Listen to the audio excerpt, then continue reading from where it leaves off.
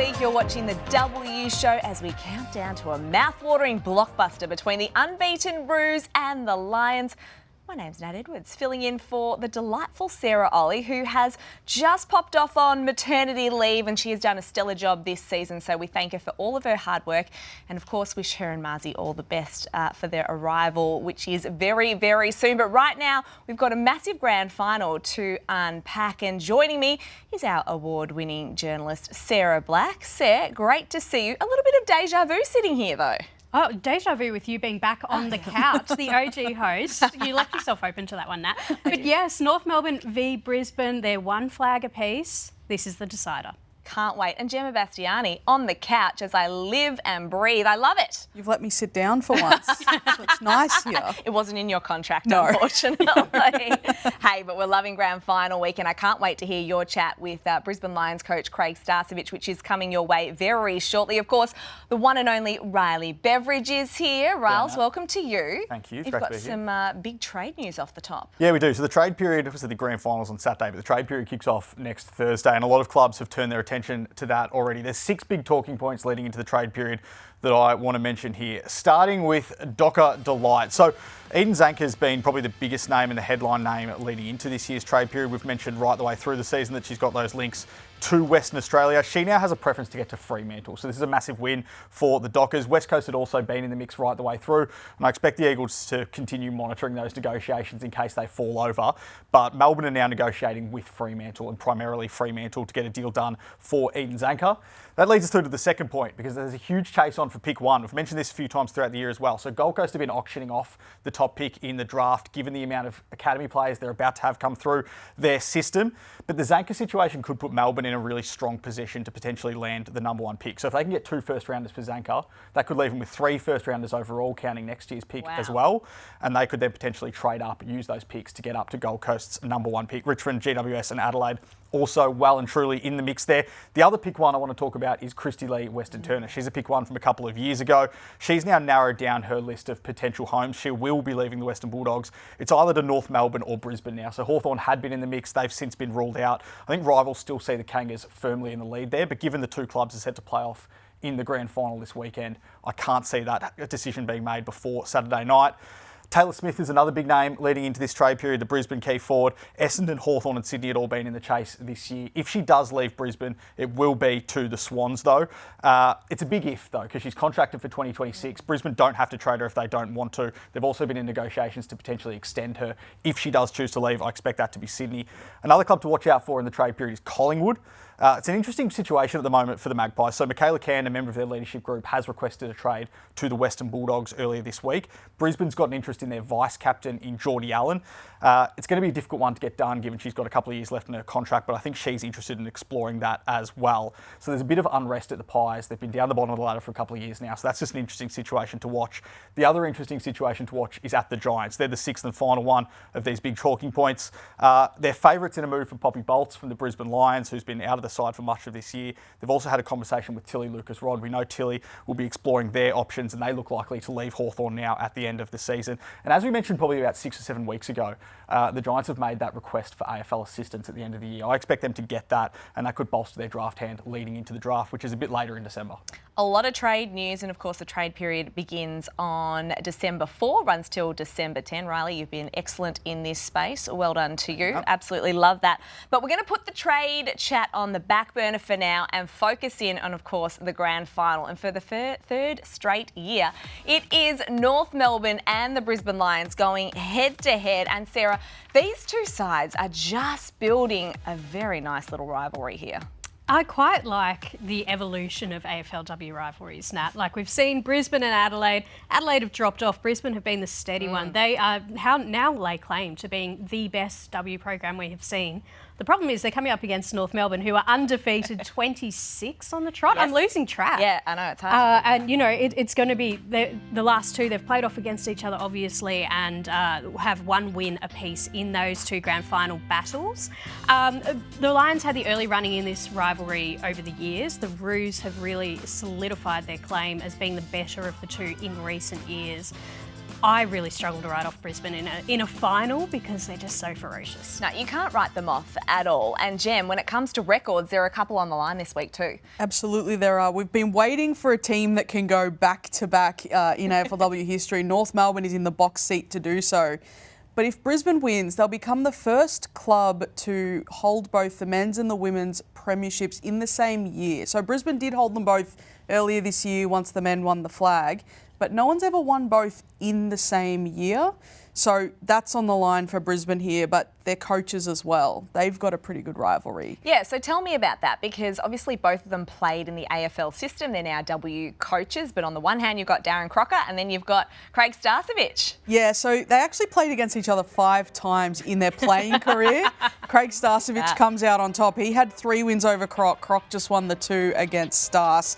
But they're the only 2 people to hold both a men's premiership, obviously as players, and a women's premiership as coaches. But Riley, you had a beautiful piece where you focused on Darren Crocker throughout the week. Yeah, I mean, I was lucky enough to spend a bit of time with North Melbourne and their AFLW program earlier in their finals campaign. And I just want to get to the bottom of, I've been saying it a lot throughout the year, the talent gap against the program gap. I think spending time inside North Melbourne, you got a sense of what the program was actually like. They're so far ahead of the competition in terms of how they not only deal with things as they present themselves, but also down the track. So we've mentioned Reece Harwood's name a few times on this. He's done a strategy role at the football club where he forecasts exactly where the game's going in 3 years' time. A lot of their coaching and recruiting decisions filter into that. And I think it's no surprise that North Melbourne and Brisbane are here on the last day of the season, because they are 2 of the best programs in AFLW and they have been right the way through. Just looking at that picture, Croc had the jumper tucked in. Are you a jumper tuck man or out? Jumper or t-shirt? A t-shirt, whichever one.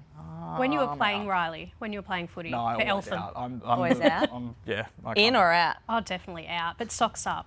I love the tuck. I love the Zanka, the Daisy. The Harry Pierce High look. Pants. Yeah, okay, all right, Croc, we see you. Now, both of these sides are super experienced when it does come to grand finals and finals, of course, in general. Now, the Lions have 13 players who are 2-time premiership players, which is just quite incredible. And then when you look at the Roos side of the equation, they have 4 players who have won at least 1 flag. But there are also some fresh faces in both of these sides who are looking to salute for the very first time. And Sarah, when we look at North Melbourne, Blaheem Bogue has been one of the stories of 2025.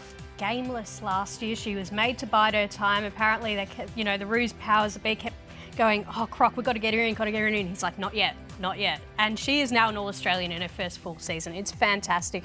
Eliza Shannon was the unlucky story last year, missing out in the prelim when Emma Carney returned. Fingers crossed she gets picked and the final teams are announced tonight. And Ailey Sheeran, of course, crossing from Richmond. She's gone from, 0 to hero in a very short period of time, now fully fit. She'll be going after that flag. And Gem, also some good stories, and we've also got an Irish lass on this side of the equation too. Yeah, Nessa Dooley there. She came in round 2 and absolutely took Brisbane's team by storm. She's the mid-sized forward that they were lacking once Greta Bodie left for Hawthorn, and she's given them exactly what they need. She's agile, she's clean with ball in hand. And then you look at Sinead Davison and Eleanor Harthill. They're the 2 that came over from West Coast a couple of years ago. Sinead Davison has had her injury issues there, and Eleanor has become such an important part of the team. Neither of them have a flag yet. Fingers crossed for them that they can get it over the line this week. So as you can see there are some incredible stories in terms of players who haven't yet saluted and experienced and tasted that ultimate success. But Riley, there is one person, when you look at North Melbourne's side, that has had a lot of success across her career, and that is Libby Birch, because if the Roos win, that's 4 flags. Yeah, and she'll be the first player to potentially win 4 flags. We can see her win her first there at the Western Bulldogs in 2018. She won one at Melbourne as well, then crossed to North last year. So flags just follow her. She's played off in 3 premiership sides, and it could be a 4th this weekend. I mean, her sort of maturity and her experience down back has been such a massive piece of what North looked to build under Darren Crocker. They've got the best backline in the comp, undoubtedly, and what she's been able to add there over the last couple of seasons has been extraordinary. And she had the face-off with Eden Zanka last week. I wonder if someone will try and get under her skin this week as well. Dakota Davidson, maybe? Yeah, maybe. Well, Brisbane do that better than anyone, so it could be any of them. Oh, it certainly was a brutal preliminary final, that's for sure. Well, Craig Starcevich is a 2-time premiership coach. Can he add a 3rd piece of silverware to the Lions' den? Our own Gemma Bastiani caught up with him in the lead-up to Saturday night. Craig Starcevich, thank you for joining us on the W Show in what is a very busy week for you. You're taking an underdog status in yet again. It seems to be the theme of the Brisbane Lions since the competition began. What does that status actually do for you and your group? We used to lean into it a fair bit in the early days, I think. Since what are we, season 10, probably halfway through, we started to become an okay team, and I guess that status sort of drifted away for a while. It's relevant this time around just because of what the Oppo have done, so it does have a little bit more relevance this time. But I think we sort of shook that there for a little while. But yeah, if you want to go back to the early days, I guess it's a little bit of a throwback to who thought they were the centrepiece of women's footy historically, and I think we always used to get a little bit riled up that the Victorians thought that they had that mantle to themselves. And I think over time you can see that other states, particularly Queensland, are churning out high-level players all over the place, both in the men's and the women's. And we're back to being a respectable footy state, but albeit a non-traditional one. But yeah, I think the underdog stuff and the where we used to get some energy and feed off that stuff probably historically had its roots back with that sort of thinking. You're coming into your 7th grand final as the Brisbane Lions, but you've only won the 2. Is there a sense of pressure on you that maybe is a little bit out of your favour? A little bit, although we lost 3 of them by less than a goal, or a goal or less, I should say. The first 2 by a goal and the Melbourne one here by 4 points. So in the early days, I was just happy to be in games that were good contests, showcase the game in the right way. It's a little bit of underachieving, I guess, if you want to call that. But I always say to our players, just keep persevering and keep showing up. And, if you put yourself in that situation often enough, then good things will happen eventually. Do you look at round 5, you went down by 29 points, but until on the weekend, it was the narrowest margin that North Melbourne had won by. What's changed for you since that game? Our form over those 5 weeks had some good moments, but also had some clunky ones too, where we were just sort of trying to iron out exactly what we were doing. And I think once you smooth that out and people sort of just get into the groove and the hang of, using stuff in games that they think is right for the moment, I think we've smoothed that out nicely as the season's gone on. Do you also look at what Melbourne did on the weekend, obviously considerably challenge North Melbourne, and take anything out of that? Definitely. I mean, they did a lot of things that we do to teams. I thought that was just another bit of proof that anyone's susceptible if you play the right way. So, yeah, no, it was terrific. And we've played Melbourne twice in the last month, and we really rate them as a team, and we've come out on the good side on both occasions. So that's given us incredible heart for this weekend. I know what the answer to this is going to be, but I have to ask it anyway. Do you have the weapons to go one better than what Melbourne did on the weekend?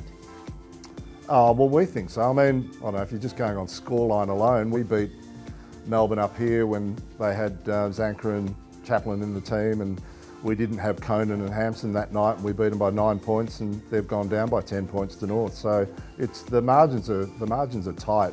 There's some similarities, definitely. We've got some attributes, I won't go into it, that we think can take whatever they did to another level. You've done plenty of grand final days before, both as a player and a coach. What is it about grand final day that you most look forward to? I look forward to finals generally, but grand final day is, I'm not sure whether I'd look forward to them. I'm not sure you'd put it down as being a fun day. It's a pretty stressful day. I mean, the risk is that you go into it and you think, I'm either going to feel really, really good after this game's over or terrible. If it's fun to be, to put everything on the line and take a risk, then I guess that's comes under the heading of fun. But yeah, I like the excitement in the players' faces when they get ready to play and go out and play, and the friends and families always make it a great event as well. So yeah, I guess that's the fun bit. Well, we can't wait to watch it. Craig Starcevich, thank you for joining us on the W Show, and can't wait to watch this grand final on the weekend. Thanks, Gemma. Good on you. Good on you, Gem. That was a great interview. And oh my goodness, I loved his raw honesty too, that it's just too stressful grand final day. Yeah, I can respect that. I can imagine how stressful that would be.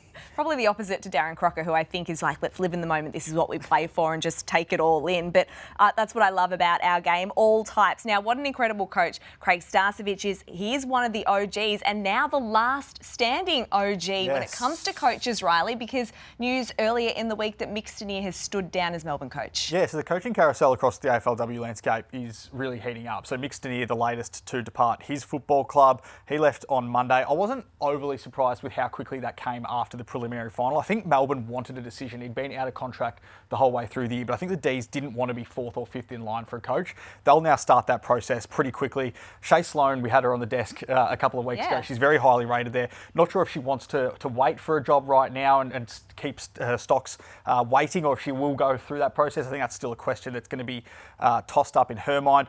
Geelong, there's going to be links with Mick Stanier given he's Anglesey-based. After, Sarah, you reported last week that Dan Lowther had parted ways with the Cats. I don't think that's a foregone conclusion just yet. I'm not sure if he's actually made up his mind in terms of what he wants to do. I know the links have all been to the Cats with Mick Stanier, but I'm not 100% sure if that's right just yet. Adelaide's closing in on an appointment. I expect that to be made before the trade period. Brisbane assistant Ryan Davis is a name that's been linked by clubs to that Crows job right throughout the year. And Sydney is just starting its process to replace Scott Gowans now. Tanya Hetherington is a name I expect to figure pretty prominently in those talks. Yeah, we look forward to seeing how that goes. And Riley, Sarah mentioned Adelaide and their search for a new coach, but that's not the only personnel they're on the hunt for. Yes, this won't be a pressing appointment, but they will be looking for a new head of AFLW with Phil Harper stepping down after 10 seasons and 3 flags at the helm. Now, the Crows have been pretty firm on the fact that Phil will still be there for the trade period and for the draft. He'll see the new coach through. He'll be there for a handover for his replacement. So this won't be an immediate one. This will be more in the new year. And he will remain at the club in a men's recruiting capacity, more to the point, looking after South Australia and Queensland. So he's been there for over 2 decades. He's not leaving the club, but yeah, we'll be there to ensure the smoothest handover possible through this quite tumultuous period. We've seen Gold Coast just appoint Aaron Phillips as their new head of footy, so there's heaps of movement going on, and Port Adelaide are also on the hunt for a new head of footy. So the merry-go-round continues, doesn't it? Lots of vacancies, and it's really exciting to see, like with Aaron's appointment, the new generation coming through. We spoke a few weeks ago when we had Meg McDonald on the couch about, 18 new clubs means 18 new heads of footy and the like. So we're now seeing these women who have played the game move into administration. Now, Gemma, you're going to get ready for the deep dive, because now we are going to hone in a little bit deeper on the grand final. It's the unbeaten North Melbourne up against the Brisbane Lions Saturday night at Icon Park. We cannot wait. And Gem, the $1 million question is, how do you beat those bloody Roos? On the weekend, Team Melbourne added a bit of intrigue to this final series. No one thought that anyone could beat North Melbourne, but Melbourne nearly did. Now it's Brisbane's turn to actually take some of those tools and see if they can do it for a little bit longer.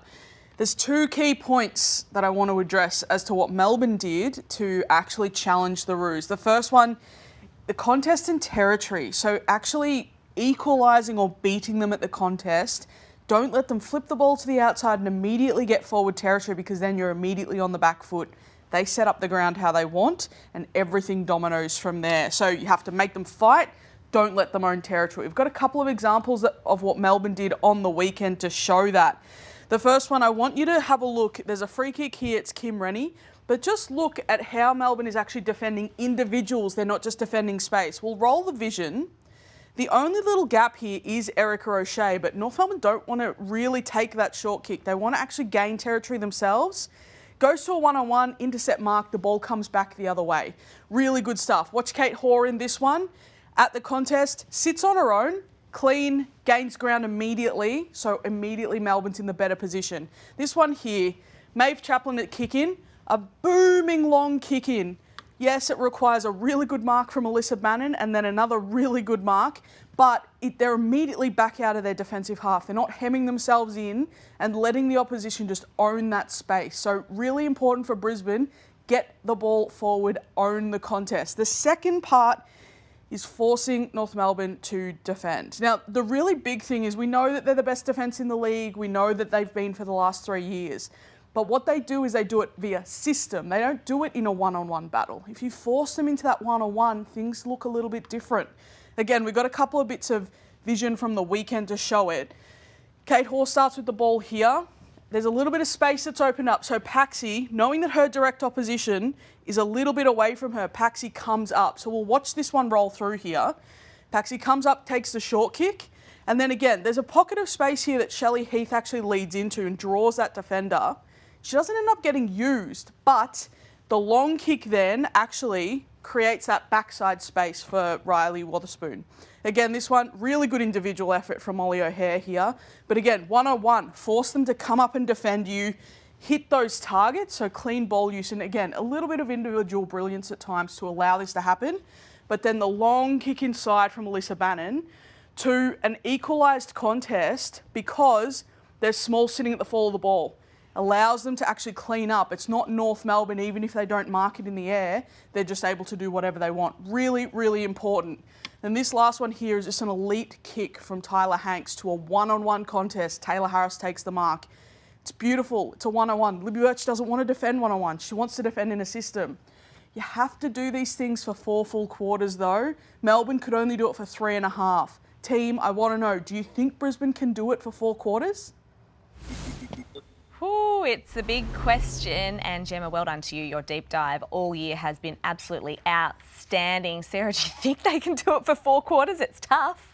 They are the fittest team in the competition. So, you know, Emma Carney earlier this week said that Brisbane set the standard for the Roos into how far and how hard they wanted to work. So if anyone can match that intensity, it'll be the Lions. Now, we've talked a lot about the Roos that the Lions need to be wary of, but what about the Lions that the Roos need to be wary of? And there's a couple of All-Australians who have had scintillating seasons. Yes, the All-Australian selection team made this job very easy for me. I'm going to take a look at Courtney Hodder and Jen Dunn, who are recognised for sterling seasons this year. Courtney's taken her game to another level. We all know how talented she is, but it's her ability to roam across half forward, be that conduit between the deep forwards and the midfield, and just provide that run and spark that Carlton just simply could not go with.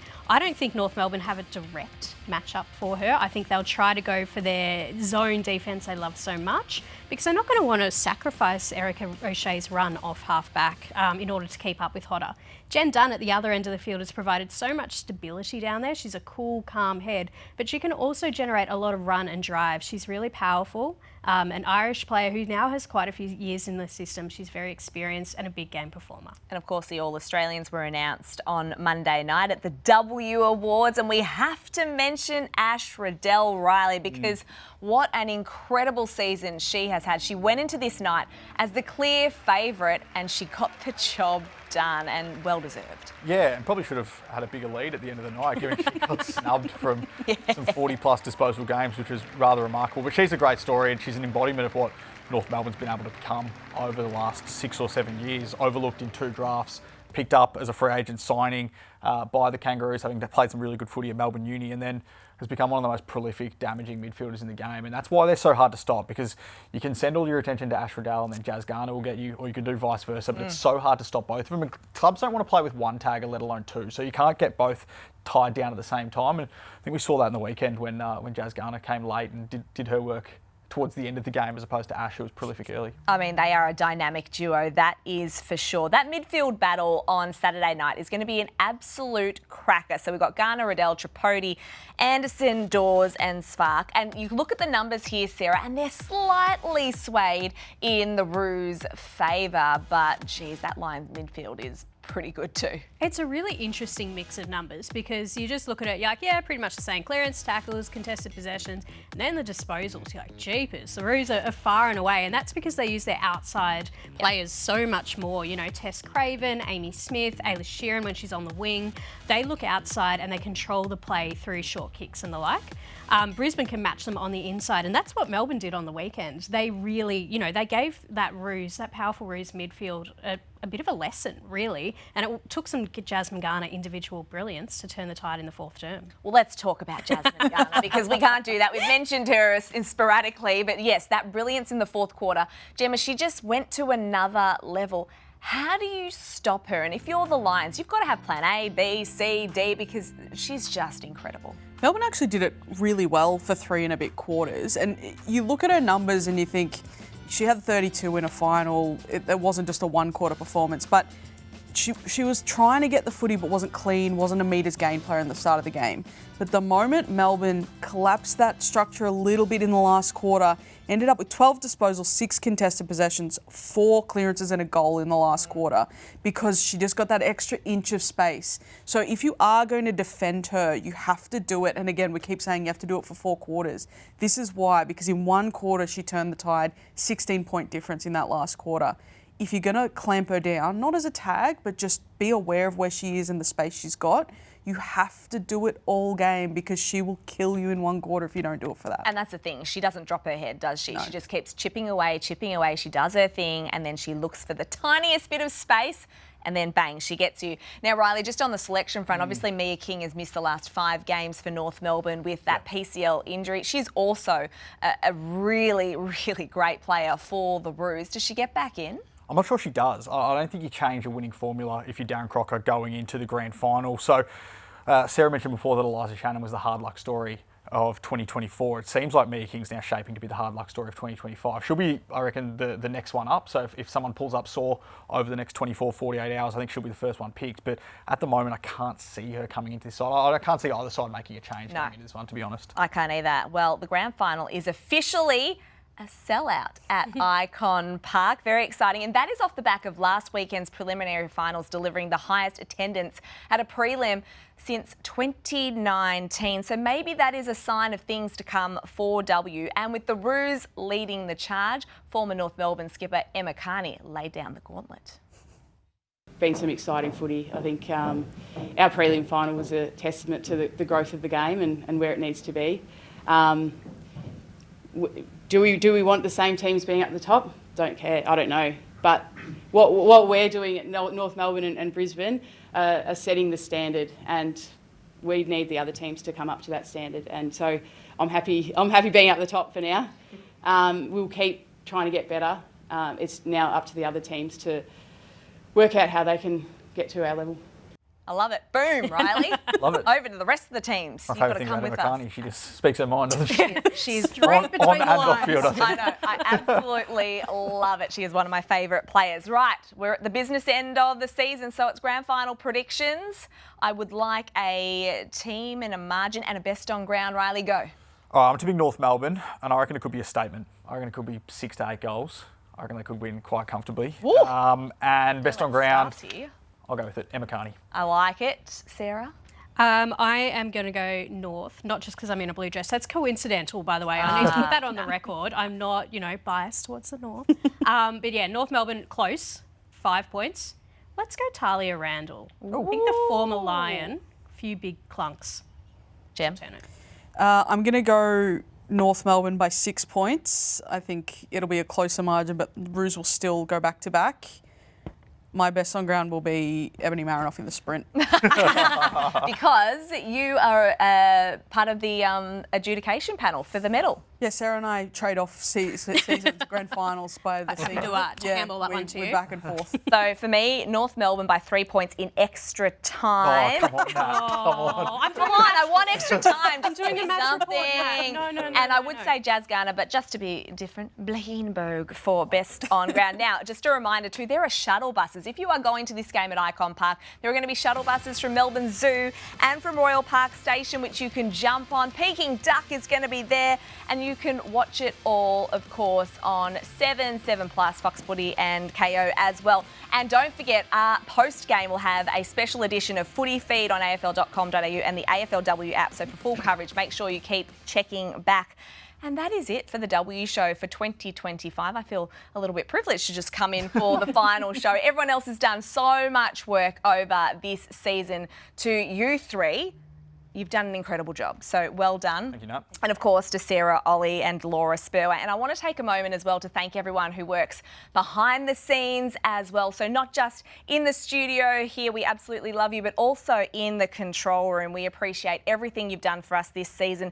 To our producer Alison and editor Andy, we absolutely love all your hard work. And lastly, to our amazing director Lachlan Rand, we bloody love you. So we'll see you next year on the W Show.